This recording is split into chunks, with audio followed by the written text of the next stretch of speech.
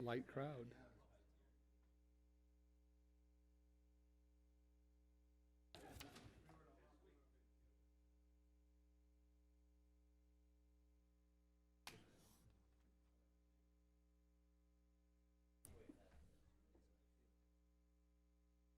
I'm kind of surprised.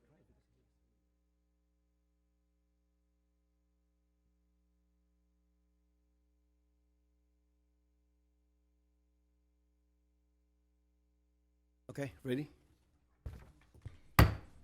Good evening. The regular meeting of the Bellflower City Council is called to order on Monday, September 9, 2019 at 7:04 p.m. Back to open session. We are reconvening from the closed session, and there are no reportable action taken at the closed session. Roll call, please. Councilmember Denton. Here. Councilmember Hamada. Here. Councilmember Coops. Here. Mayor Pro Tem Garza. Here. Mayor Santenaz. Here. Tonight's invocation will be led by Mayor Pro Tem Juan Garza, and the Pledge of Allegiance will be led by PJ Milana, our Director of Parks and Recreation. Please rise. Will you bow your head as I pray? Dear Lord, we come before you today to give you honor and praise. We thank you for the opportunity to come and gather this day. We ask for your hand of blessing on this meeting. We ask that you would guide and direct our meeting so that it is full of wisdom, productivity, and respect for one another. Thank you for helping us to accomplish our work and our goals this day for our beloved city. In your name we pray. Amen. Amen. Please place your right hand over your heart and join with me. I pledge allegiance to the flag of the United States of America and to the republic for which it stands, one nation, under God, indivisible, with liberty and justice for all. Thank you, Juan, and thank you, PJ.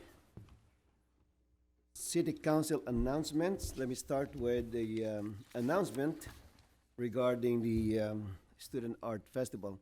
The City of Bellflower is hosting a free Student Art Festival and competition for all ages on Saturday, October 12, from 9 a.m. to 11:30 a.m. at the Town Center Plaza.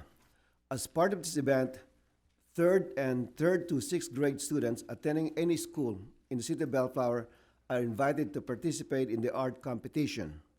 Participants for the competition must pre-register with parental consent and grade level verification by their own teacher.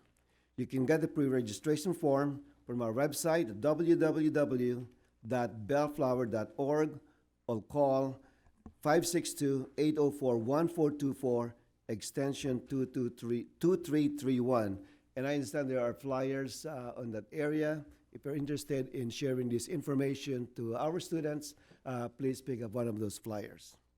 Thank you. Mayor Pro Tem Garza. Thank you, Mr. Mayor. Small businesses in Bellflower now have the opportunity to share special news and highlight their accomplishments within the Bellflower e-Citizen newsletter for free. To share your news, please contact the city's Economic Development Department at, and this is an email address, it's economic_dev, D-E-V, at bellflower.org. And I'll repeat that. It's economic_dev at bellflower.org. Thank you, Mr. Mayor. Thank you, Mayor Pro Tem Juan Garza. Councilmember Dan Coops. Thank you, Mr. Mayor. In addition to being featured in the e-Citizen newsletter, the Economic Development Department will also begin a small business spotlight every month. Small business owners will receive a small 1-minute feature video to appear on cable channel 36, the city website, and social media. To apply for the spotlight, email amiyashiro@bellflower.org or simply call 562-804-1424, extension 2249. Thank you, Mr. Mayor. Thank you, Councilmember Coops. Councilmember Raymond Hamada. Yes, thank you, Mr. Mayor. The Youth Cultural Arts Foundation, YCAF, the annual Kids Talent Show will be taking place on September 28th at 7 p.m. at the Bristol Civic Auditorium. I had the chance to check out the auditions last month, So there's a lot of great talent. So please enjoy it. The pre-sale tickets are on sale for $10, or they will be $12 at the door. So for more information, please call 562-867-3524. Thank you, Mr. Mayor. Thank you, Councilmember Hamada. Councilmember Ray Danton. Thank you, can- Mayor. You can do that. Join the community to learn the city of Bellflower's recent accomplishments and future goals. The State of the City presentation and luncheon will be held Thursday, October 3rd at 11:30 a.m. at the main event center. Tickets are $20 per person and are now on sale through September 23rd. Tickets may be purchased online or through the bellflower.org website or in person at Sims Thompson or Crothers Park. For more information, please call 562-804-1424, extension 2267, or you may email the mayor directly. Thank you. Thank you, Councilmember Dunn. Tonight, we have one presentation. As you may not be aware of, there'll be some changes in terms of the next election, location-wise, and also the voting process. So tonight, we have our guest, Mr. Aaron Navarez, the Division Manager of Governmental and Legislative Affairs of the County Recorder Office. He will make a presentation and inform us as far as those changes that are forthcoming. Mr. Navarez.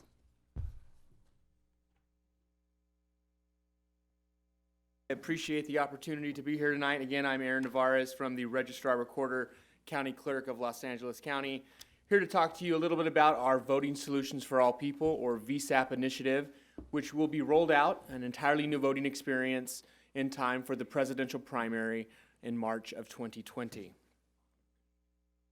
So before we get into it, just a brief overview. When we talk about VSAP, again, the Voting Solutions for All People, it's not just a new voting system, it's an entirely new voting experience. Los Angeles County, the electorate has essentially been voting the same way, the same model, the same equipment for the last several decades. And again, this is the county's effort to modernize and re-envision the voting experience for our electorate.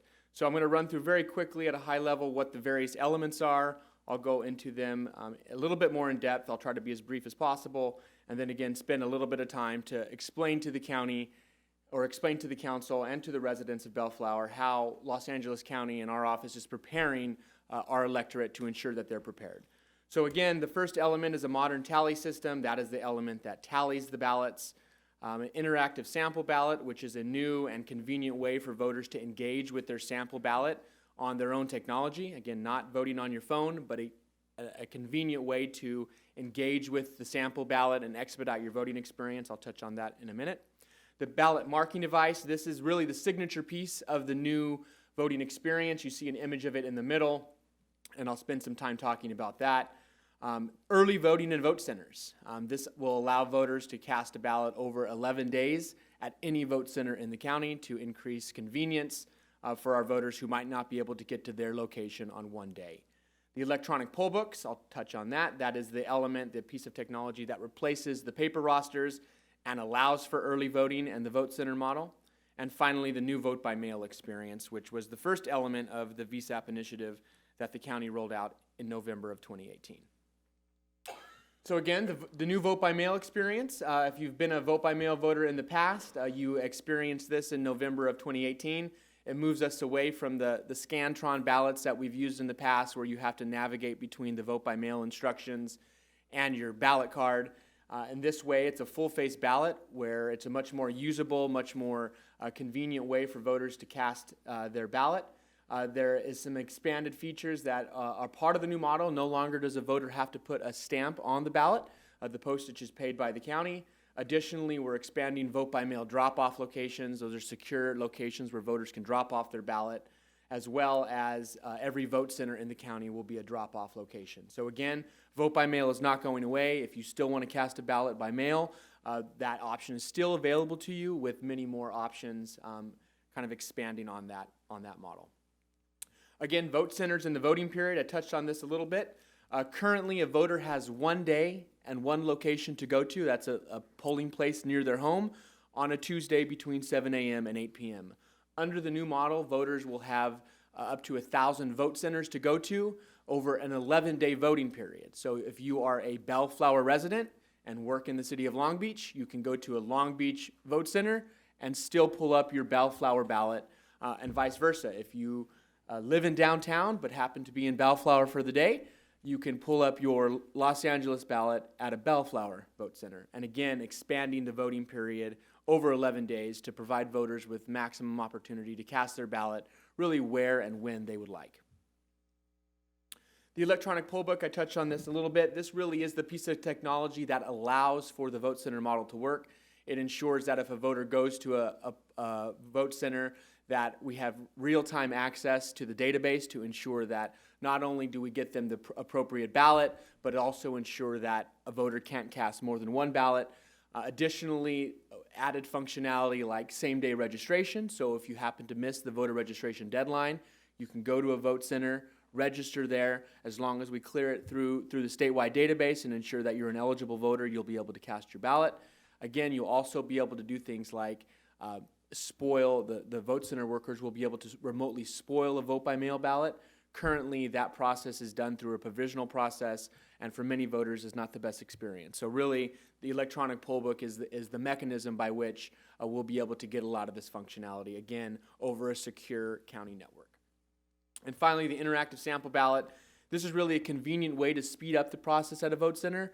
If you can imagine, March of 2020 will be a very long ballot, ranging from all of your local contests up through the presidential contest. So, it could be, take 15 to 20 minutes to get through that. We know many voters like to use their sample ballot to mark their selections, before they go into the vote center. In this way, you'll be able actually to do that on your phone, your tablet, your home device, print out, or on your device, use a QR code, go into the vote center and scan that onto the ballot marking device. It is not voting on your phone. It doesn't store any information about you. It really is just that, simply pre-marking your sample ballot before you go to a vote center. We will still send paper sample ballots to all voters, so again, that's not going away, but just a way to create an expedited voting experience and bring modern technology into the new process. The ballot marking device, again, really the signature piece. This device has been designed over the last 10 years with voters in mind. Voters who have disabilities, voters who may not speak English as a first language, voters who are young, voters who are old. We have spent an extensive amount of time to design this new device, really ensuring that we have a unified voting experience for any voter that comes into the county. I've seen a woman who I believe was 102 years old cast a ballot on this device, again, developed with young people in mind, senior voters in mind. Again, really the wide diversity of Los Angeles County, ensuring that voters can cast an independent and private ballot on this device. A couple things to keep in mind. This is not internet voting. While it uses technology, the device is simply a ballot marking device. So at the end of your session, you will print out a human readable paper ballot, which is the ballot of record and the ballot that we will count centrally at our headquarters for tabulation. So for auditability and security, we will still be using a human readable paper ballot. And finally, the tally system. Again, this is again part of the new system. It's really on the back end, but it's important to note that this is a system that will tabulate all the ballots and again produce the results. One thing regarding the entire system, will be the first publicly owned voting system anywhere in the nation. Typically, historically, jurisdictions will procure a vendor to either build a system for them or buy their system. This again is the first publicly owned voting system anywhere in the country, and it will be owned and operated by Los Angeles County. Again, a very high-level timeline. I'll go through some of these in detail, and obviously we'll answer any questions that the council may have. But really, a lot of these are events and opportunities to engage with the public. So the first element of this that we undertook starting in December of last year and ended earlier in the spring of this year was something we called the Vote Center Placement Project. Our VSAP initiative was designed and really initiated with voters at heart, and this initiative was no different. What we wanted to do was make sure that voters were aware that their polling places would be going away, but that they would be replaced by vote centers. And we wanted them to be aware of that, but also to give us feedback on input regarding where those vote centers should be. We wanted to identify convenient locations, locations that voters would find secure and accessible. And that's what this effort did. We had almost 70 meetings across the county. Thousands of voters showed up, provided input at the meetings. We had a portal where voters could provide input as well. And what the county is doing now is we're actually reviewing all of these sites. We're going through and doing significant accessibility testing and network and power testing to ensure that the vote centers have the requirements that we need. And again, at the end of this process, we were going to be publishing those vote centers on our website, in newspapers, through an election administration plan that we have to submit to the Secretary of State. Again, ensuring that voters are aware of this change and know where and when to access vote centers. Test labs, this is an internal process that the county undertook and our department undertook, but we bring it up just to let the council know and let the public know that Los Angeles County is not just rolling this out in March without having tested the system. This will be one of the most tested systems that has ever been developed, and part of this was through our test labs where we actually simulated the entire process from beginning to end, up through the creation of the ballots, all the way through the tabulation of the ballots, and everything in between, to find the gaps, to find the areas where processes need to be corrected or technology needed to be tweaked to ensure that we're ready to go in March of 2020. We completed our last test lab Friday of last week, and again are preparing for the next step, which is our mock election. So this really will be the first public awareness campaign that Los Angeles County is undertaking. It will be a 2-day event at the end of this month, September 28th and 29th. We will open 50 mock vote centers throughout the county. Voters can go to any of these mock vote centers. It will be a fun, non-political event where voters can come and experience a vote center, experience the new ballot marking devices. Again, we're going to be expending significant resources in working with media partners. You may have heard on a local radio station an advertisement for this. Again, it is our effort and our intent to ensure that we get as many voters to this mock election as possible, again, to start raising awareness and bringing familiarity to the new system. Again, this is a big event that will be happening, but it is not the only event. This is going to be followed up by demonstration centers or demo centers. These are going to be sites located throughout the county. We'll have 10 open at any time, but then we'll be rotating. So there won't be a stationary set of 10 that don't change. But over the course of 4 months, from October through January, we're going to have demonstrations open for members of the public who might not have had a chance to go to the mock election or just want to get more familiar with the new technology and the vote center model, to come in and experience the new simulated experience at a county demo center. The pilot election, this is a unique requirement that, while we're not, I shouldn't say required, but we are allowed to, through the California state law, to utilize a provision in state law that allows the county to administer a pilot election. So in November of this year, there's about 13 jurisdictions that are conducting kind of the last leg of their municipal elections before they consolidate with the county. And what the county is going to do in this particular election is we're going to offer the new technology as an alternative to the current technology. So we're still going to utilize polling places, and we're still going to utilize our IncaVote ballots. But in addition to that, we're also going to offer the new technology for voters to be able to cast their ballot. And this will be the first in a live election. And then just in general, while we've touched on the mock and we've touched on the demo centers, Los Angeles County and our department in specific, the registrar's office, really is focusing on promoting VSAP through partnerships. So a lot of the engagement are through city council presentations like this. I think to date we've done close to 2/3 of cities in the county. We're trying to get all of them before the end of the year. We're doing a lot of community events, so we'll partner with community-based organizations at fairs that they have or other community events, or we'll partner with CBOs to throw it, put together a town hall. Again, all to raise awareness. We have material. We work very closely with your city clerk, Myra Ochiki, and her team to present this information to make sure that Bellflower residents are aware. So again, we partner a lot with your city clerk's office, as we do with other clerks across the county. We have lots of material available in both English and all of the languages that we provide information in. Lots of presentations and training. Again, our intent is to ensure that voters are aware that this is coming. We understand that this is a significant change, and change can be hard sometimes, and what we're trying to focus on is really create an environment where voters are aware of this, understand the new model, understand how to engage with the technology. And again, we'd be very willing to continue to have dialogue with the city of Bellflower to ensure that Bellflower residents are aware of this change as well. I'm going to finish with a short video, and then again, I would be happy to take any questions from the council. The election is just around the corner, and Los Angeles County has a new way for voters to make their voices heard. New Los Angeles County vote centers are located throughout the county. Cast your ballot near your home, work, or favorite park. Voters can go anywhere. To find a vote center that's convenient, visit lavote.net and find one that works best for you.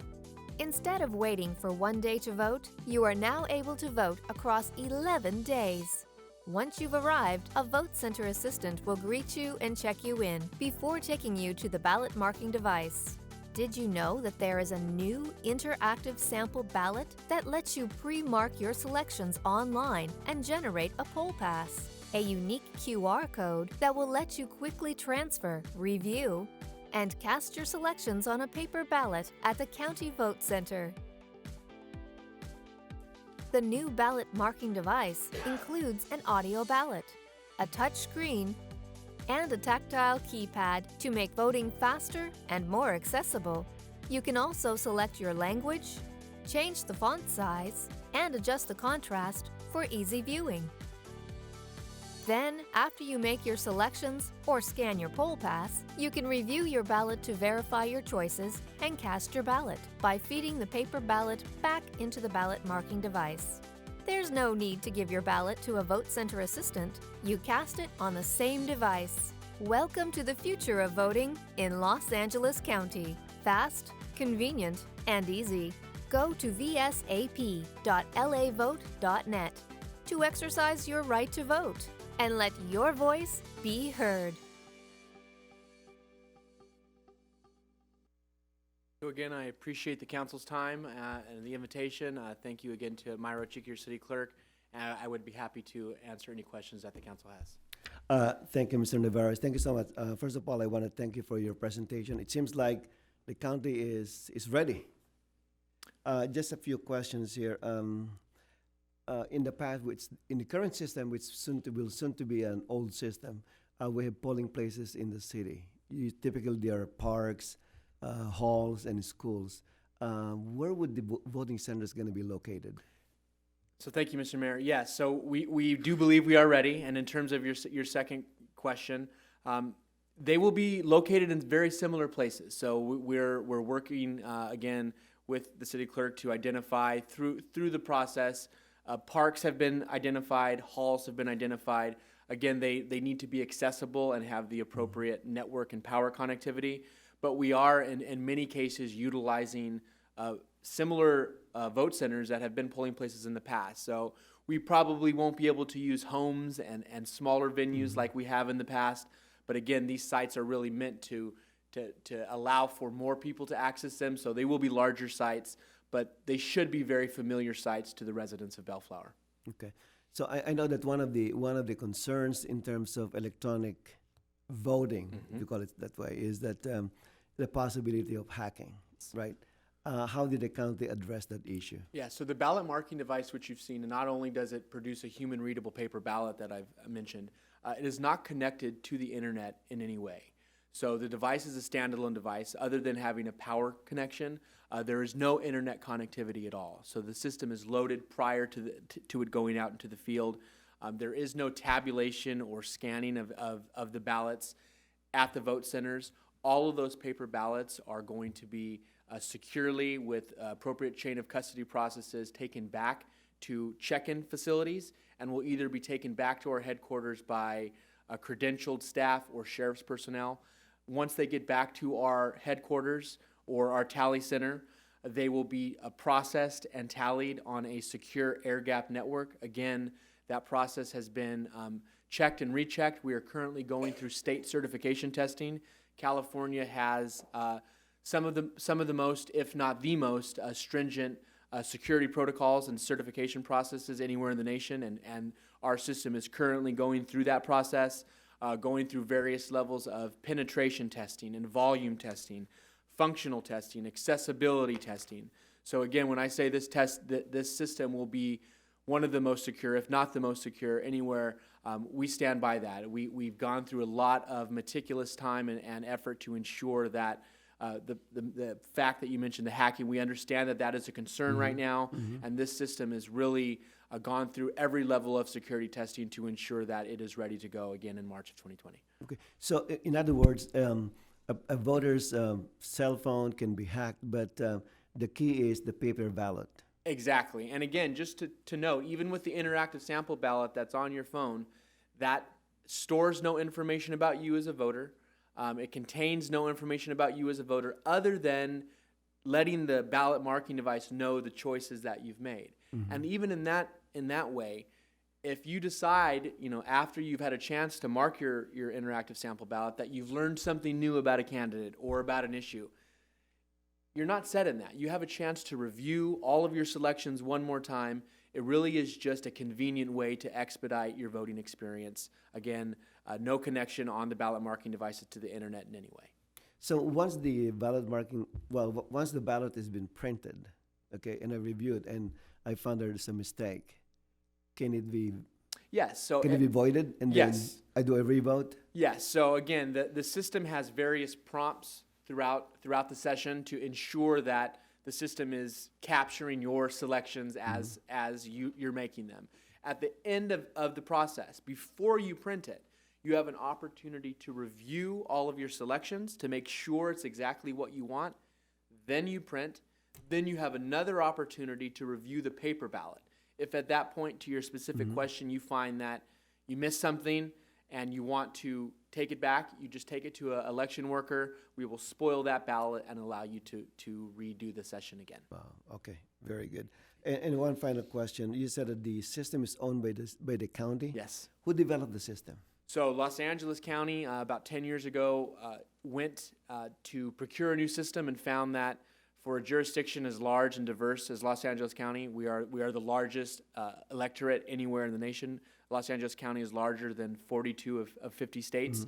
And there was not a system out there that met the needs and the complexity and diversity of Los Angeles County. So we took a step back and decided that we would really focus on the needs of the voters. And so Los Angeles County, with partners, a human-centered design firm that focuses on designing systems for humans, really took the time to focus on how we would design and develop a system. So it was done in collaboration with that firm. All of the intellectual property of the system is owned by the county. We have found a partner to help us manufacture that system, but again, they are building our system, not vice versa. And so again, it will be an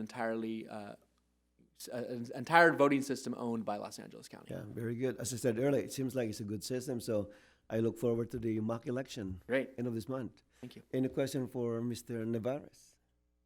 Just a quick one. Yes. First off, thank you for coming and again giving us the update. Voting revolutionized, catchy. And again, based on the county's analysis, what do you believe is going to be the increased response of voting? Has it been studied? Yeah, so the model has been utilized in other locations. It's a model that was based off a model that Colorado rolled out several years back. It was actually piloted by 5 counties in California in the last election cycle.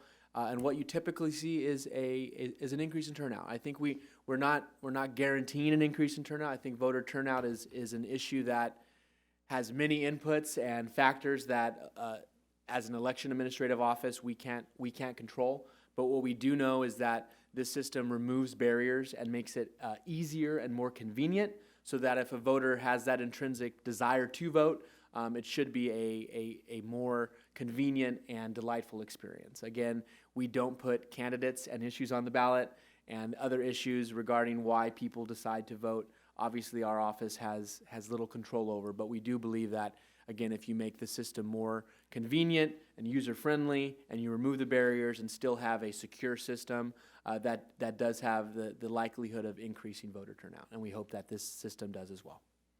5, 10, 15%? I'm not going to make any predictions on that, but we do believe it will improve turnout. Yeah, all right. Okay, thank you. Thank you, Councilmember. All right, thank you. Mr. Coops? I'm good. Nope. Yeah, I got a couple Oh. questions. Okay. Councilmember Dunn? When you get to your poll, you're not calling them polling places anymore. Vote They're centers. voting centers, right? Yes. Voting centers. When you get to your voting center and you check in, the old way was you went to the volunteers that had the books.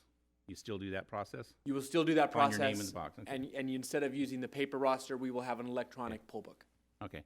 And, okay, so it's an electronic system there. So how does, when you walk from there to the voting booth, how does it know it's you? Right. So when you check in, Councilmember Dutton, you'll give them your name, your address. They will pull up your name. They will verify it with you to make sure. You'll check your address. You'll check that to make sure that's you. You'll sign the electronic poll book like you would sign a paper roster. The process will be there is connected to the electronic poll book a small thermal printer that they will put a blank ballot through. It will print a very small QR code on the top left of your ballot, and all that has in it, like the interactive sample ballot, is your ballot style. It doesn't have any information about you as a person, you as a voter. It simply says, we need to pull up Bellflower, precinct X. The ballot marking device will then recognize that QR code and present the And then appropriate it'll ballot pop for you. up the appropriate ballot. Exactly. Because if you're out Yes. of the area or whatever. Exactly. Okay, that answers that question. That works pretty good. The polling places we had, are we going to have in, say, the city of Bellflower, say we had, 13 polling places? Do you have that same amount of voting centers? No, so there will be a reduction in the overall number of locations, but I think the important context to note is a single voter has one location and 1 day to cast their ballot currently. Right. Under the future model, the model we're moving towards, a voter has up to 1,000 vote centers and 11 days to cast their ballot. So while the total number of locations will be reduced, we do expect that Bellflower will still have several vote centers. Again, it will be a smaller number, but again, the number of days has expanded, and no longer does a voter have to go to their polling place, because now they're all their polling places.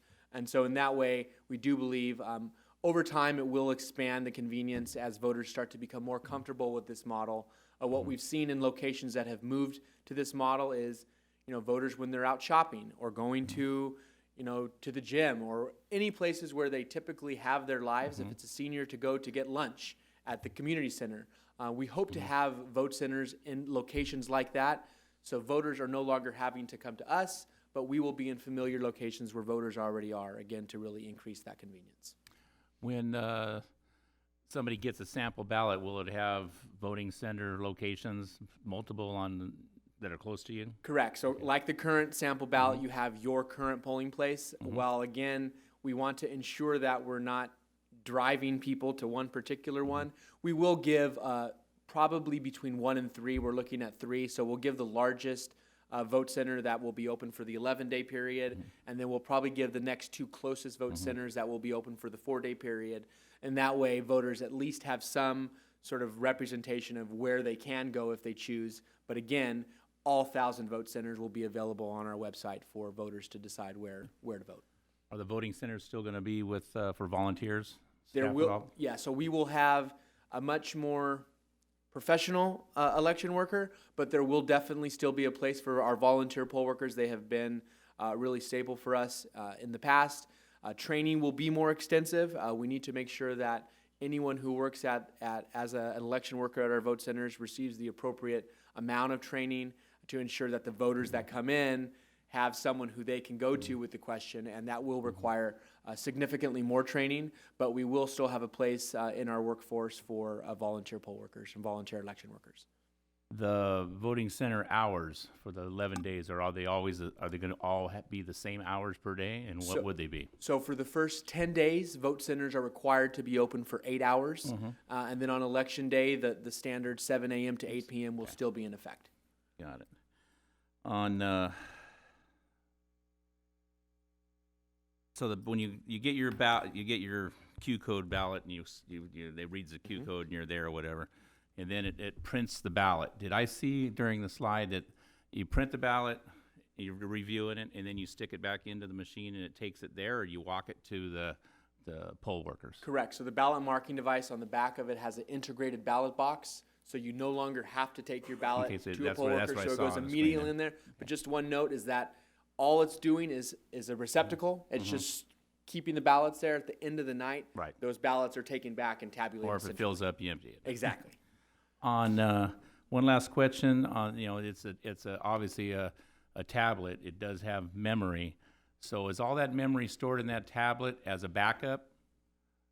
So 'Cause you're going to count the paper ballot. That's what Yes. gets counted. correct. So So nothing if is there's a stored. discrepancy or something, then you have a way to audit it through the tablet Yes. because everybody that's been on that tablet through the So- day so- or through the 11 days is going to be it's going to be in the memory. So nothing is stored.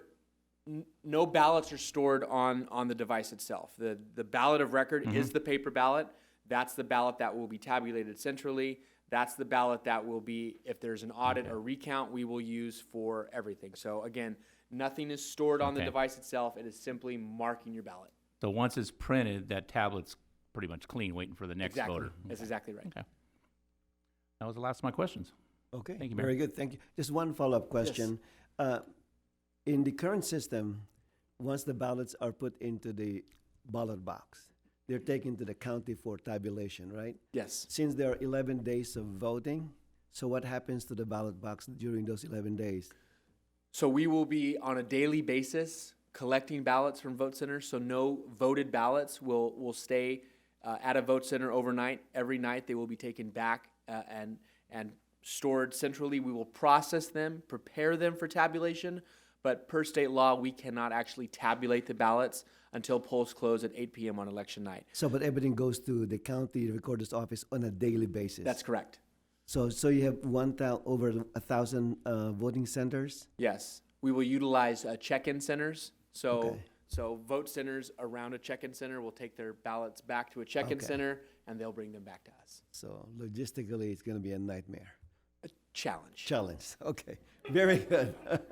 Every day, it's going to That's it. happen instead of just one day That's right. times 11. Yes. Very good. Thank you so Okay. much. Thank you so much. All right.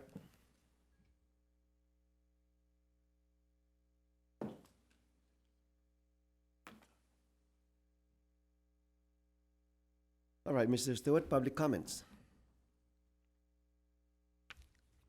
This is the time set aside for the public to address the city council on matters not listed on the agenda. Anyone wishing to address the city council should come to the podium, be recognized by the mayor, and state your name for the record.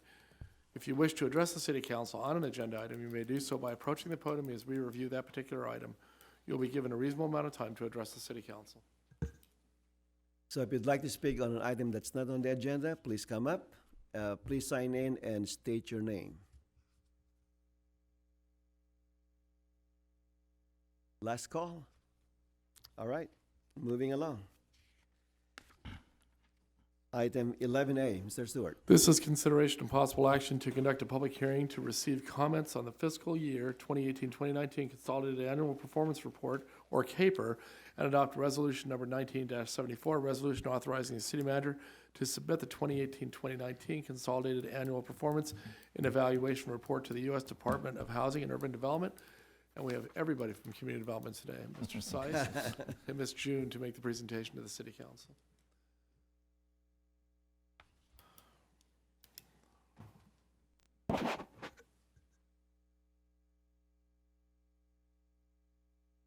Good evening, Honorable Mayor, members of the City Council. The city is conducting a public hearing to review and receive public comment on the fiscal year 2018-2019 Consolidated Annual Performance Evaluation Report, also known as the CAPER. The U.S. Department of Housing and Urban Development, otherwise known as HUD, requires that the city annually submit a Consolidated Annual Performance Evaluation Report, thus summarizing its activities and expenditures supported through the use of Community Development Block Grant, also known as CDBG, and Home Investment Partnership Funds, also known as HOME. As a bit of background, every 5 years, HUD requires the city to prepare a separate document called the Consolidated Plan that lists the housing and economic development activities funded with CDBG and HOME funds. The current 2015-2020 Consolidated Plan has identified the city's needs that has set the following goals to address them. The first one is to increase and retain affordable housing stock in the city. The second one is to create suitable living environments by improving neighborhood safety, facilities, and services, thereby reducing blight. And then the third one is to encourage economic opportunity through job creation and services. So these activities are all targeted towards low-income households in the city, and each year HUD also requires the city to submit an annual action plan, which sets the budgets and activities to carry out the goals of the consolidated plan.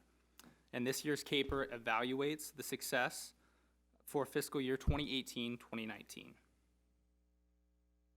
So CDBG funds in particular are meant to improve living conditions and promote economic development through job creation and services. The funds must assist low-income persons, particularly in blighted areas. Last year, HUD allocated approximately $1 million in CDBG funds towards such activities. These activities include the Fair Housing Foundation. Now, their services promote fair housing practices between residents and landlords. Last fiscal year, the Fair Housing Foundation was able to provide their services to 165 households. Kingdom Causes is another public service agency that receives CDBG funds from the city to provide employment services and jobs through their Good Soils program. The program in particular employed 12 residents to provide landscaping services. The city also has a volunteer center, and the center added a total of 229 new adult and student volunteers that served over 9,000 hours last year, which benefited over 1,800 persons. Their work included annual events such as the Backpack and School Supplies Drive, the Holiday Food and Toy Drive, and the Spring Basket event. CDBG funds also particularly fund the city's code enforcement activities, specifically in CDBG eligible tracts. Now, last year there were 566 code enforcement cases in these tracts. Also, CDBG funds, or at least half of them, are used for Section 108 loan repayment. The loan was a 20-year, $7 million loan taken out in 2004 to rebuild blighted areas and promote economic development in the downtown, which is also considered a CDBG eligible tract. The city is obligated to make payments using CDBG through 2020 annually. The city also also uses funds to pay for staff who will ensure all complex federal HUD regulations are followed in the implementation of CDBG programs. And lastly, the city budgeted CDBG funds for Coke Avenue Park, and the funds expended last fiscal year were for pre-development costs. In all, approximately $874,000 of CDBG funds were expended last fiscal year. These funds served over 2,000 very low to extremely low income persons. On a different note, the city also receives home funds from HUD. Home is meant to retain and increase the affordable housing stock for renters and owners. Last fiscal year, the city received approximately $400,000 in home funds. The home funds are allocated towards certain housing programs throughout the city. The first being the Housing Rehabilitation Program, which provides applicants with a 0% interest rate loan or a grant to make improvements to their existing homes. The city was able to qualify 6 applicants for the program and complete 3 rehabilitation projects. To qualify, a home had to be below $476,900, and applicants must be considered low income. These home value limits and the income limits are HUD restrictions, and in today's costly housing market, it makes it very difficult to qualify applicants at times. In June, the city submitted a market study to HUD in an effort to increase the home value limits for both housing programs, and HUD recently approved that market study, which increased the home value limit to $532,000. Secondly, the city has a first-time homebuyers assistance program, which provides applicants up to $50,000 in down payment assistance. Unfortunately, last year, the city was unable to qualify an applicant for the program. As previously mentioned, it can be difficult to qualify applicants for these programs due to HUD restrictions and high housing costs. Home funds are also used for administrative costs to help qualify applicants and to ensure all HUD regulations are met. Expenditures exceeded the budget as the city was able to use 10% of last year's program income to increase the admin budget. And lastly, under the home regulations, at least 15% of home funds must also be set aside for a project led by a community housing development organization, also known as a CHODO. And last year, the city released a CHODO request for qualifications and project proposals and expects to vet a CHODO project this fiscal year. Going forward, to improve the success of the home programs, the city will continue to market the programs through different outlets and also consider using carryover funds for a larger CHODO project so we can continue to increase the affordable housing stock in the city. In total, approximately $119,000 was spent from the home funds. The city is also very aware of the homelessness crisis affecting the county and is continuing to provide services to the city's homeless. According to the 2018 Greater LA count, there were approximately 135 homeless persons living in the city. However, funds for the homeless are extremely limited, and we do not receive special funds to assist the homeless. Because home funds cannot be used for homeless shelters or transitional facilities, but the city is currently looking at possible ways to use CDBG funds to support the homeless. The city often refers to and collaborates with public service agencies such as Kingdom Causes to meet the needs of the underserved. And services that they provide are often rental vouchers, housing search, job search, and transportation. In particular, the city's successor housing agency has a contract with Kingdom Causes and their program, Our Place Housing Solutions, to assist households from becoming homeless. These funds are from the Low and Moderate Income Housing Asset Fund, which are separate from the CDBG and home funds. They are not federal funds, and they are used towards homeless prevention and rapid rehousing programs. Last year, Kingdom Causes was able to support 32 extremely low-income households with homeless prevention and rapid rehousing services. These are the primary accomplishments of the city's CDBG and home programs this past fiscal year, and they are reported in the CAPER. The 2018-2019 CAPER has been available for a 15-day public comment period from August 22nd through September 9th. The public notice was duly published twice in the Wave newspaper, and public comments will be included in the CAPER prior to its submittal to HUD, which is due on September 30th. And following HUD's review and approval, the CAPER will be finalized and posted on the city's website. So our recommendation tonight is to open the public hearing, consider testimony, and approve the CAPER, and also adopt Resolution 19-74, authorizing the city manager to submit the CAPER to HUD with the addition of any public comments received during the public comment period. So that completes my presentation. Staff is available for any questions. Thank you, Travis. Couple of questions. Did you get any public comments? Did you get any comments from the public? We did not. You did not, okay. Can you bring back the chart, the first one? There you go. Did I miss something about the goal of Kingdom Causes of 0? Yes, so that is at 0 because Kingdom Causes actually exceeded their consolidated plan goal, which is 45 jobs to be created. So therefore, there wasn't a goal there, but they continue to provide those services, and we do continue to fund them for that I contract. see, okay. Okay. So kudos to Kingdom Causes then. Mhm. Oh, wonderful, that's good. And then in terms of the home funds, can you show the chart again? Okay, the housing rehab. Does this include rehabilitating mobile homes? Yes, so that is included with the mobile home grant rehabilitation program. So of the three, how many are mobile homes? Do you know? Yes, so we actually completed one mobile home project. The One other two mobile. were single family, and then there were 5 other mobile homes that were approved during this fiscal year, but those projects are still going on right now, but they're almost completed. Okay, very good. Thank you. Any question of Travis? Okay. Is there a motion? Move we open the public hearing. Second. Motion by Councilmember Danton, seconded by Mayor Pro Tem Garza to open the public hearing. Not seeing anybody come to the podium, move we close the public hearing. Second. Motion by Councilmember Danton, seconded by Mayor Pro Tem Garza to close the public hearing. Without objection, that will be the order. All right. What's your pleasure? Mr. Mayor, if there's no further questions or comments, I'd like to recommend that that we approve the FY 2018-2019 CAPER, and 2, adopt resolution number 19-74, a resolution authorizing the city manager to submit the 2018-2019 caper to the U.S. Department of Housing and Urban Development. Second. A motion by Mayor Pro Tem Garza, seconded by Councilmember Hamada to adopt Resolution 19-74. Roll call, please. Councilmember Dutton, Aye.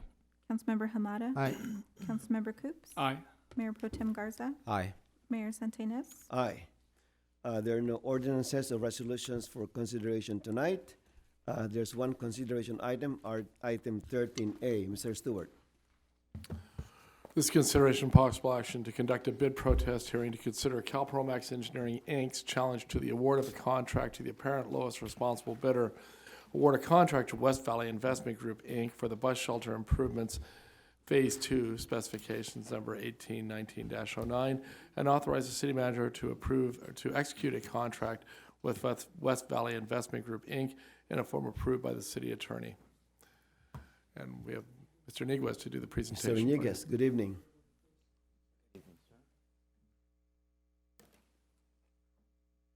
Good evening, Honorable Mayor, members of the City Council. Thank you, Mr. Stewart. For background, in 2017, the city installed bus shelters at 12 pilot locations under Phase 1 of the Bus Shelter Improvements Project. Phase 2 of the Bus Shelter Improvements Project will provide for 40 additional bus shelters with a slight design modification, that being going from 1 downlight to 2.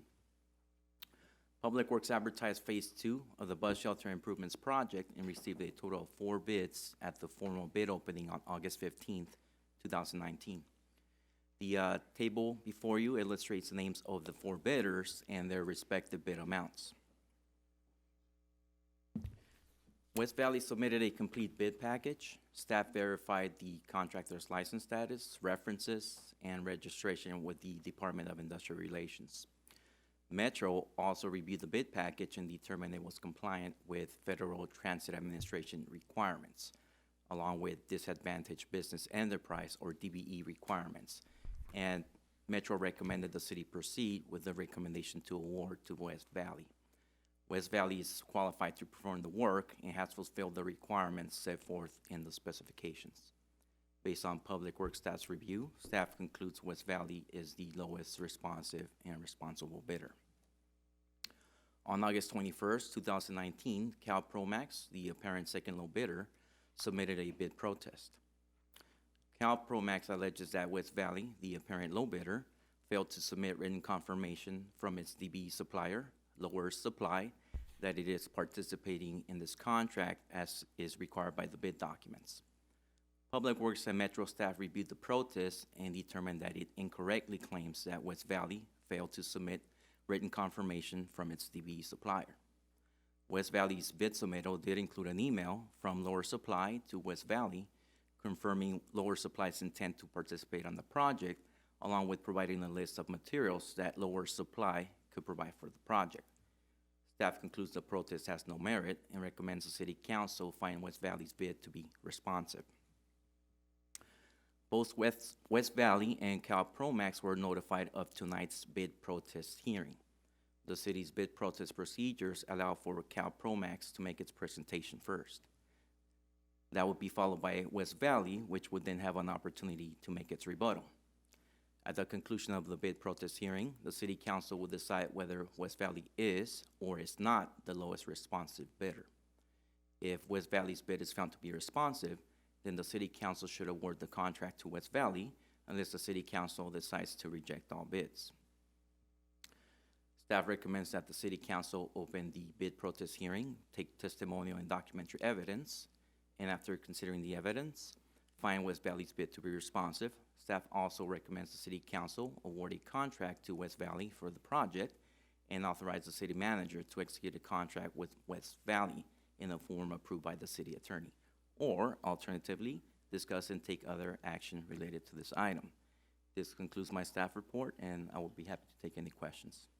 Thank you, Mr. Iniguez. Before we go with the bid protest hearing, I have a couple of questions for you. One is, part of the package, there is an email on page 14 of the packet. There's an email from Mr. Joshua Lowers to Mr. Willie Tarasi. That's correct. Who is Mr. Willie Tarasi? Mr., this is the apparent low bidder He's from from West Valley. West Valley, okay. Yes, sir. So it's from him to West Valley. All right, second question is, this email that was part of the packet, together with the list of materials from, I'm referring to pages 14 all the way to page 19, were these pages part of the packet submitted by the lowest bidder Yes, sir. on time?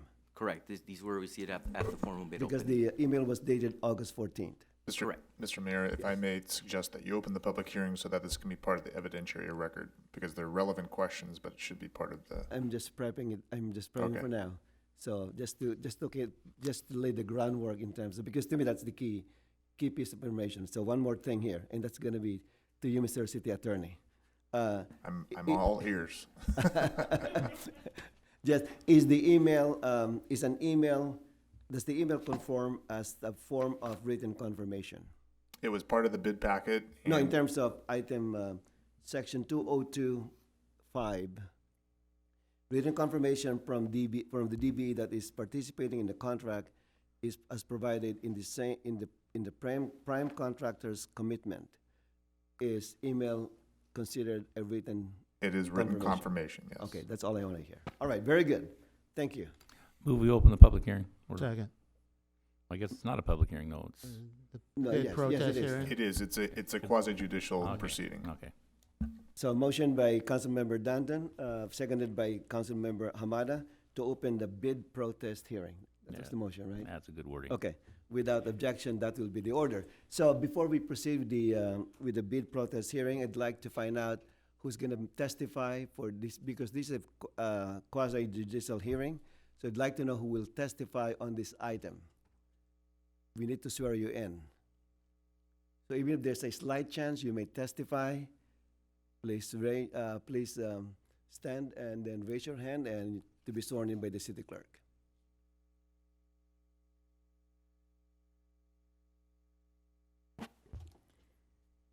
Do you solemnly state under penalty of perjury that the testimony you're about to give in the matter pending before the city council shall be the truth, the whole truth, and nothing but the truth?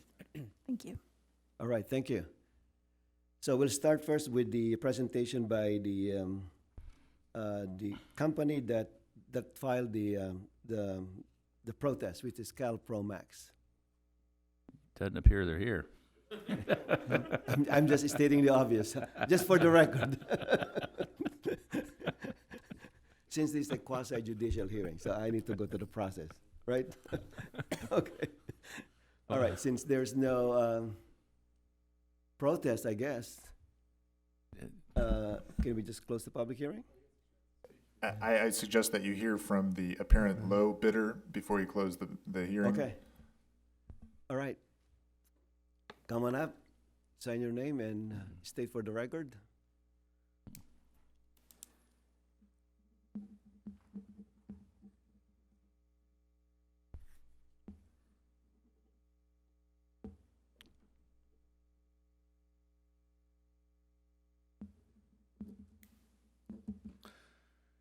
Hi, I'm Willie Tarazi with West Valley Investment. Oh, so you're the guy. I'm Okay. the guy. I'm the guy. I've got nothing to add more than what has been said. It's very clear that there is a letter from Joshua Law. Into the microphone. Yeah. There you go. They claim that we never had any letter from anybody over here that states that confirms that the DBE will be part of the bid. And there is an email that was submitted. So apparently they didn't see it or they failed to see it. But other than that, I think we didn't feel anything. So I guess that's it. Okay, very good. Thank you. Thanks. Right, there's a motion to, Motion we close. Second. Protest. No. motion by Councilmember Danton, seconded by Councilmember Hamada to close the bill protest hearing. Without objection, that will be the order. Okay. I'd like to make a motion, Mayor. Yes, Councilmember Danton. Hang on a second, lost my place. I would like to award the contract to West Valley Investment, which is the lowest bidder. That'd be my motion. Second. And authorize the city manager to Execute. execute. Very good. Authorize city manager to execute. Yeah. I'll Yeah. second that. Motion by Councilmember Danton, seconded by Councilmember Coops, to accept the staff recommendation. Roll call, please. Councilmember Denton, Aye. Councilmember Hamada, Aye. Councilmember Coops, Aye. Mayor Pro Tem Garza, Aye. Mayor Santenaz. Aye. Item 13V, Mr. Stewart. This is consideration of possible action to receive and file a letter from Total Compensation Systems, Inc. concerning the actual determination of the city-paid retiree health benefits, health insurance cost increase in compliance with California Government Code, Section 7507. This has generally been treated as an administrative process. Due to a change in state law some time ago, we are now treating this as a public consideration as we do all employee compensation issues. We've done this in the past, and Susan's here to answer any questions you might have, if you have any. No presentation? Well, it's up to you, too. Have at it. Good evening, Honorable There you Mayor and City Council members. This item is required to show the city's compliance with Government Code Section 7507, which requires the city to make an actuarial determination and to make the results of that determination public at least 2 weeks before the adoption of a final resolution to increase any post-retirement benefits. The city has hired Total Compensation Systems, Inc. to prepare the actuarial evaluation, and they have prepared the attached letter as proof of compliance. This process is in preparation of the final implementation of a modest increase to the monthly contribution to retiree medical benefits.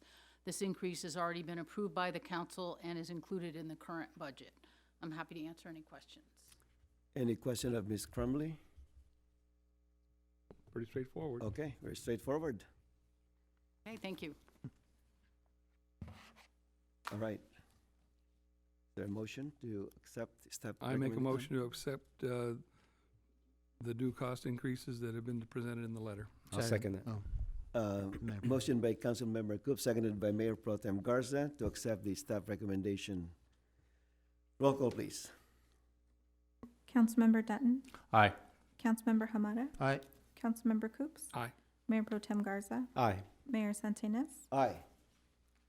Okay, consent calendar. Does anyone would like to pull any item, either for separate vote or separate discussion? Or are there any recusals?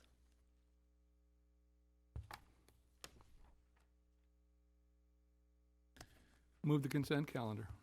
Second. Oh, Wow. That's a Mayor. first. That's a first. And no public comments, too. I know. That's two firsts. Today's the, what? Mayor, Today's if- September 9th?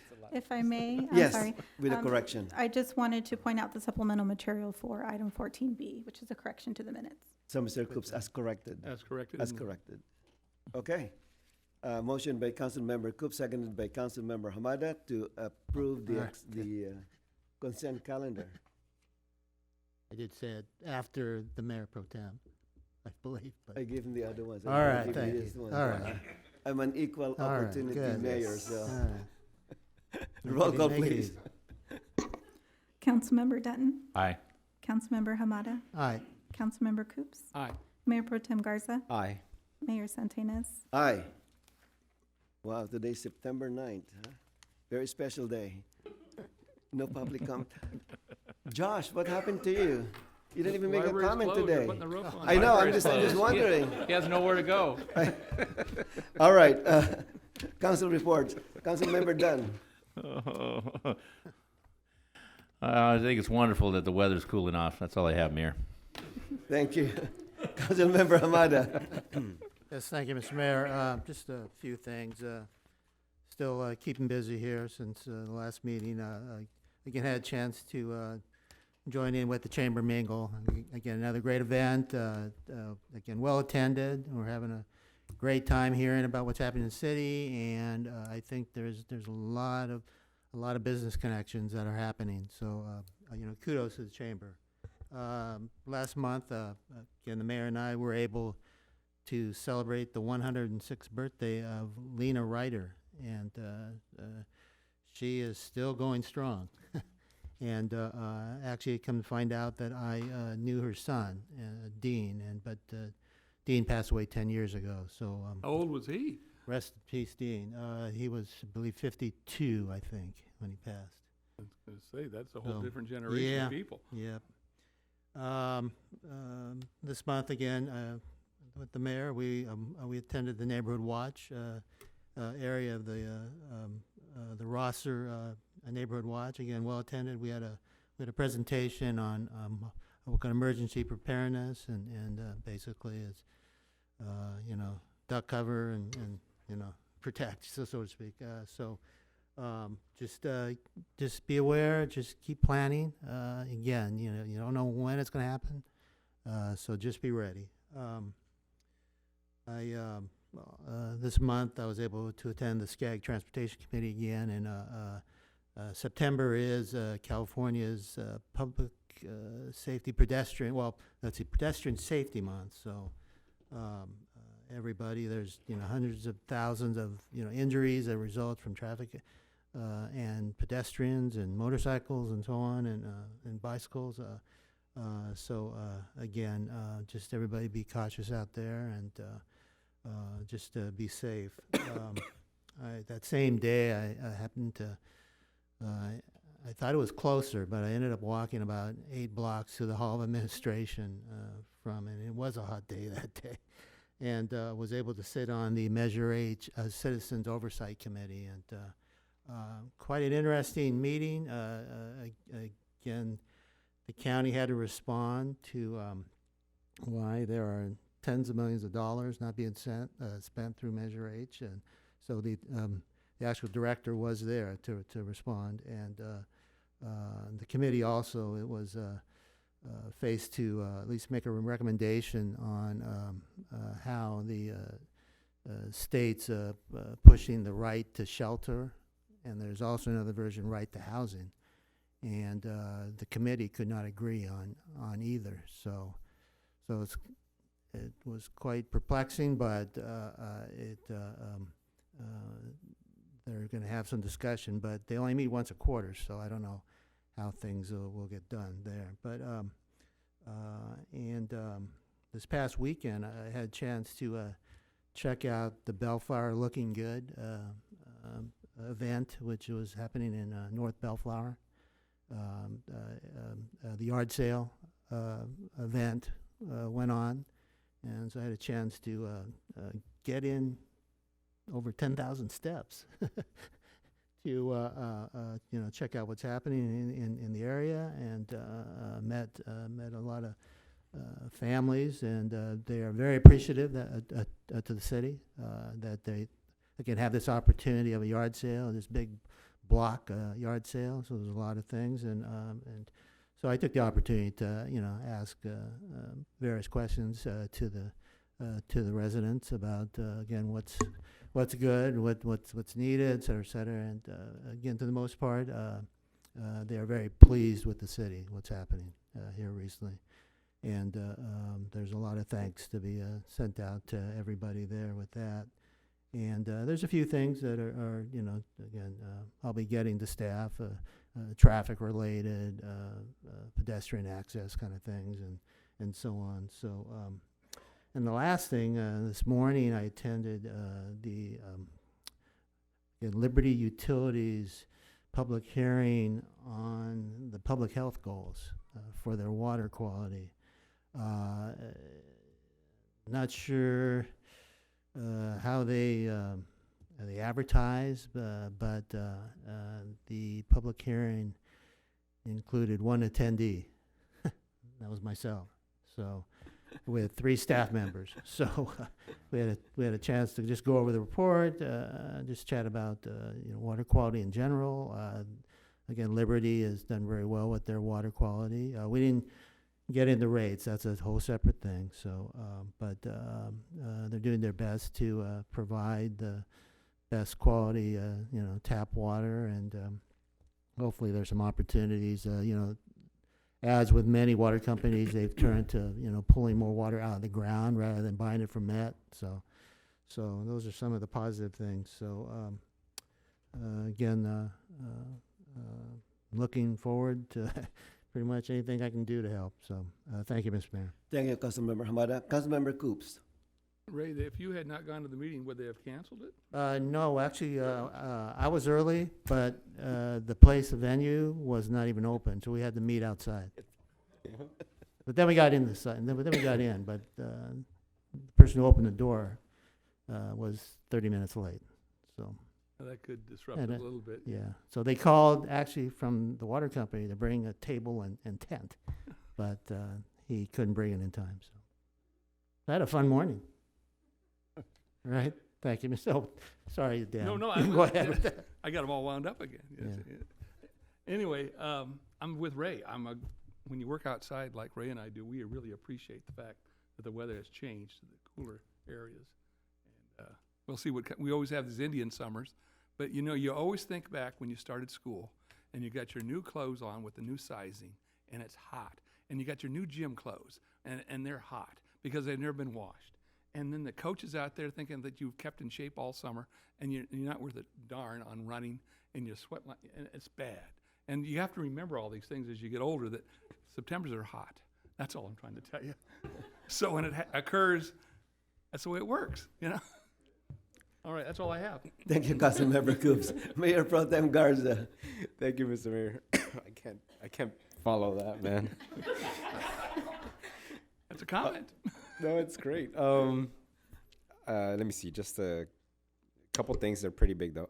August 29, Councilmember Hamada and I participated in the the city's current active the charter ad hoc subcommittee, where our subcommittee is considering creating a recommending to the citizens to adopt a city charter compared to the way we govern right now. And so we're doing a lot of progress with that. I think we're almost done, which is great. And so residents at some point in the future, if this council decides to adopt that, will get an opportunity to see what we've created. But absolutely want to thank Councilmember Hamada. And we have some of the members of our subcommittee here tonight. I know we have Member Snow back there, and I know we had Member Padilla a little while ago, and we've had Mr. Sanchez attending each meeting. And last but not least, obviously having Mr. Stewart, Mr. Berger, and Ms. Ochiki being there is part of the process. They're doing this above their regular duties, so a deep thank you to you all for being a part of this process. Again, I think if we end up adopting this, it's a huge milestone for our city. So, and then two more things, Mr. Mayor. One is on September 4 in our city, we hosted a West Santa Ana branch update meeting. It's big that we as the city of Bellflower hosted that meeting. The meeting was open to elected officials and public officials, and that's who was in this meeting. We didn't have members of the public in there.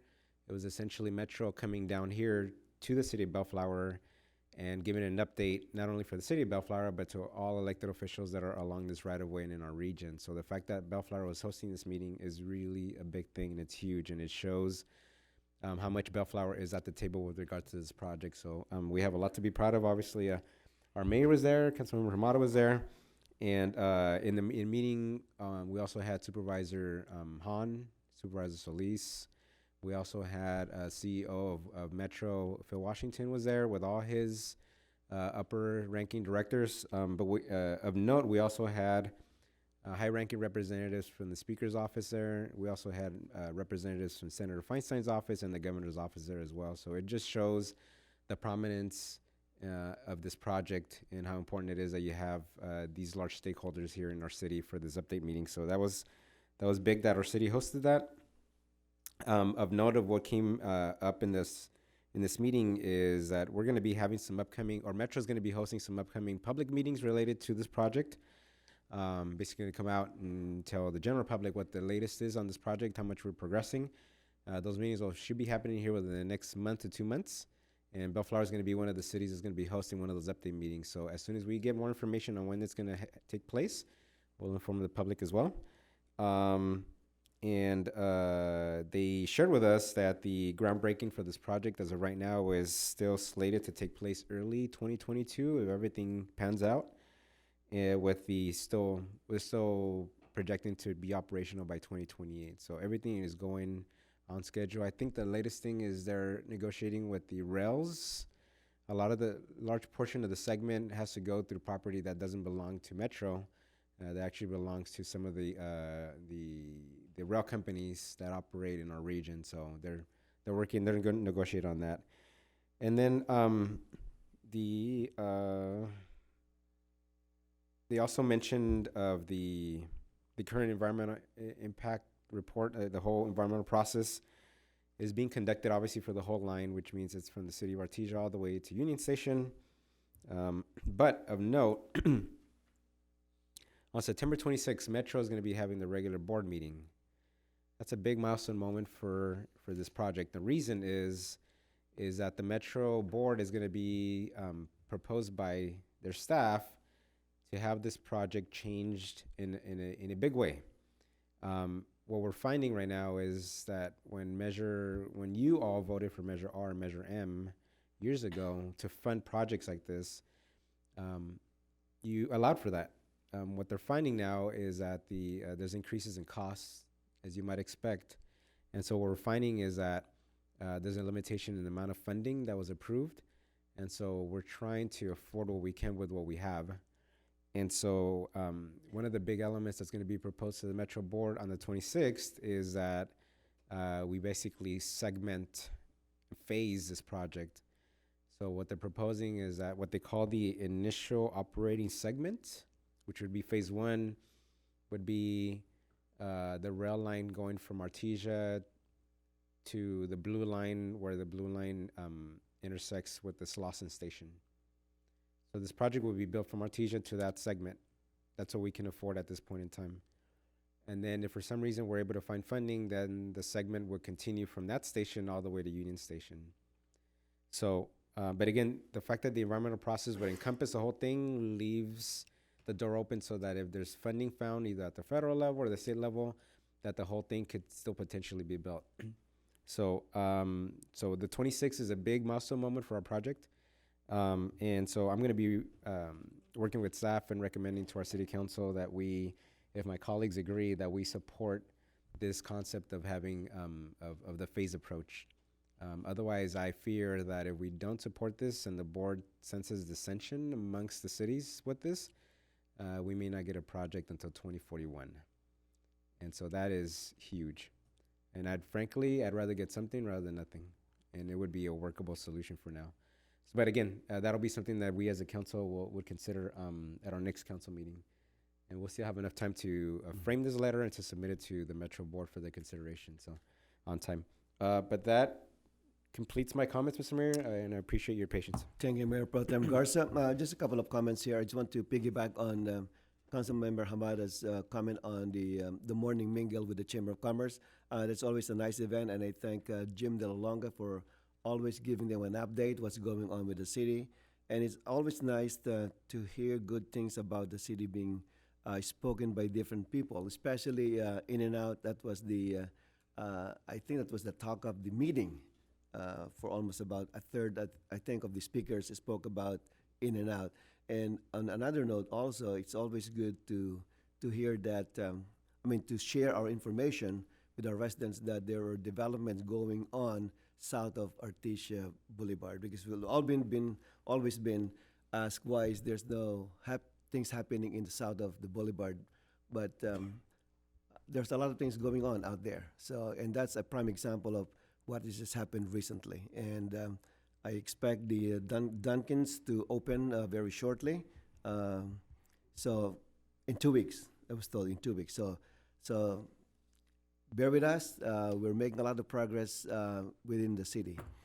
Second thing is I want to inform you that Councilmember Hamada and I have been involved with we're trying to form a business improvement district in the city. These are an endeavor to be managed by the businesses, especially on downtown Bellflower, all the way to the south of the freeway.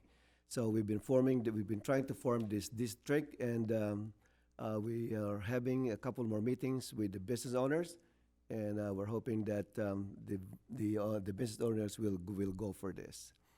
It's a big thing to help them out in terms of improving their businesses in the city. I also attended a meeting of the Southern California Association of Governments. I think in the last meeting we talked about the regional housing needs assessment, and we basically filed a protest against the California Department of Community Housing Development, because what had happened was the essence of the protest was they did not follow the process. And in the process, they said that we need to get local input. So when they came up with some numbers in terms of housing needs of the 6 counties comprising Southern California, they came up with 1.3 million homes that need to be provided in the next 7 years. And that is not following the process. So what we did is basically we protested the process, not the numbers. The numbers may kind of change, but initially the staff of SCAG came up with the number of 900,000 housing. So that's a big difference between 1.3 million units versus 900,000.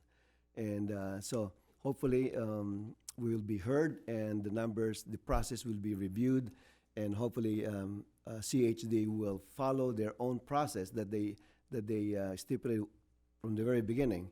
And if they do that, most likely the numbers will go down. So can you imagine the 6 counties providing 1.3 million homes? I mean, the impact on traffic, impact on school. There's a lot of things that these new houses will impact. Of course, we want to provide more housing, but it has to be in a managed way. So hopefully we'll prevail in the protest, and CHD will come to their senses and provide us some relief. Okay, so with that, we will adjourn this meeting to the next regular meeting of the Bellflower City Council at 5:30 p.m. on Monday, September 23, 2019. This meeting is adjourned. There is, but I didn't. Oh. No, we.